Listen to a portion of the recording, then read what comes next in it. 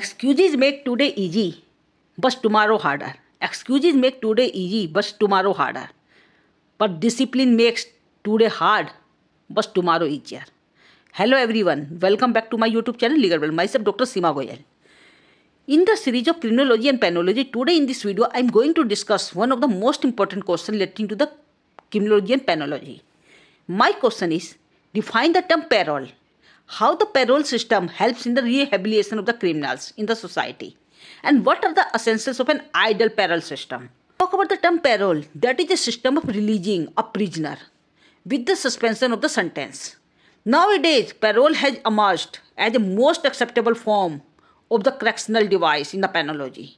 It has been universally recognized as one of the most appropriate methods of the treatment of offenders for their reformation and rehabilitation in the society after the final release. If we talk about the definition of the term parole, that is described by Professor Sutherland. According to Sutherland and Cressy, parole is the act of releasing or the status of being released from a penal or reformatory institution in which one has served as a part of his maximum sentence on the condition of maintaining the good behavior and remaining in the custody and under the guidance of the institution or some other agency approved by state until a final discharge is granted. Next definition that is given by J.L. Gillen. According to J.L. Gillen, parole is the release from a penal or reformatory institution of an offender who remains under the control of authority in an attempt to find out whether he is fit to live in the free society without supervision. Thus, the parole is the last stage of correctional scheme, of which probation may be the first. According to criminologist Donald Tuff, he has characterized the parole as a release method which retains some control over the prisoner yet permits them more normal social relationship in the community and provides the constructive aid at the time they most need it. Hence, Donald Tuff has defined the parole as the parole is a release from the prison after the part of the sentence has been served. The prisoner still remaining in the custody and under the statutory condition until the discharge and liable to return to the institution for the violation of any of the condition. If we talk about the characteristics of the term parole, there are the certain significance of the characteristics of the parole system. It enables the prisoners a free social life yet retaining some effective control over him. Hence, the release is conditional, usually subject to behavior, and requires the periodic reporting of the authorities for a set period of time. So, the parole is not a right, it is given to a prisoner for a specific reason, such as death in the family, wedding in the family. These may be the reason where the parole can be guaranteed. It may be denied to the prisoner even he has set out a sufficient case. So, if the competent authority is satisfied that release is not in the interest of the society, then it can deny for release on the parole. Parole is significant as it enables the prisoner a free social life, yet retaining some effective control over him. Every prisoner is carefully watched, and some who shows positive response to disciplined life inside the prison is given the considerable liberty and finally released to join the society conditionally. Thus, it is a method of treatment of offenders. Parole provides and offers the suitable opportunity to associate themselves with the outside world. So, the release on parole is a part of reformative process and is expected to provide the opportunity for the prisoner to transform himself into the useful citizen. Parole is thus a grant of partial liberty or lessening of restrictions to the convicted prisoner. But the release on parole in any way is not changing the status of the prisoner. So the parole is a quasi-judicial function that is performed by the parole boards. If we talk about the essentials of an ideal parole system, it is to be stated that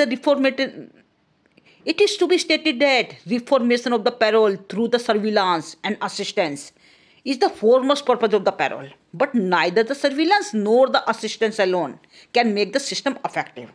Thus, the system must essentially include both assistance as well as surveillance for the successful implementation of the parole system.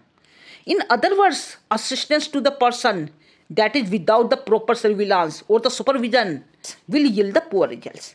It is not right to say that the parole can reform themselves merely by providing the freedom to them. It is the duty of every parole officer to ensure that the parolee makes the best use of opportunity that is provided to them after the release from prison. It is essential that the priority should be given to the protection of the society against the crime. For an ideal parole system, there are the certain essential requisites that must be fulfilled, which are as follows. Number one, emphasis must be given on the supervision and guidance and assistance to the parolees in order to make the system useful to the society in general and parole in particular. Before the release on parole, the parties must be fully prepared for the parole administration. Thus, this task can be assigned to the classification committees which are functioning under the parole system. Neither the particular category nor the length of sentence should be the criteria for granting the release on parole, but his suitability to respond favorably to the rehabilitation processes as well as his social readjustment is more likely to be achieved by allowing him the benefit of parole than by the treatment under the detention in prison. Parolee must be assured an honorable employment and favorable surrounding at the time of their release on the parole. It will inculcate the hope, confidence, and responsibility in them. Since the parolees have to be rehabilitated within the society through the various social agencies, it is desired that the parole authority should seek the active cooperation of the public in this task. Next is, parole board should be completely free from any political pressure and of any person of proven ability and integrity should be the member of this board, and they should be well qualified and full-time officials. It is essential. Although the staff associated with the parole agency should be whole-time workers and the experience alone should not be criteria for the selection, but well qualified and trained personals that should be recruited for this post. That is essential. If we talk about the object of parole, as already discussed, it enables the prisoner to return outside world on the certain conditions. Thus, the object of the parole may be classified as number one, to enable the inmates to maintain the continuity with the family life and deal with the family matters. Second, to save inmates from the evil effects of the continuous prison life. And to enable the inmate to retain self-confidence and active interest in life. This is the object of parole. If we talk about the certain judicial trends or judicial pronouncements relating to the parole system, there are the certain cases. Number one, Avtar Singh versus State of Haryana. In this case, it was held by the Honorable Apex Court that the actions for grant of parole, generally speaking in administrative action, and the parole is a term of temporary release for the custody, which does not suspend the sentence of the period of detention, but provides the conditional release from the custody and changes the mode of undergoing the sentence. In another case, that is State of Haryana versus Mohinder Singh.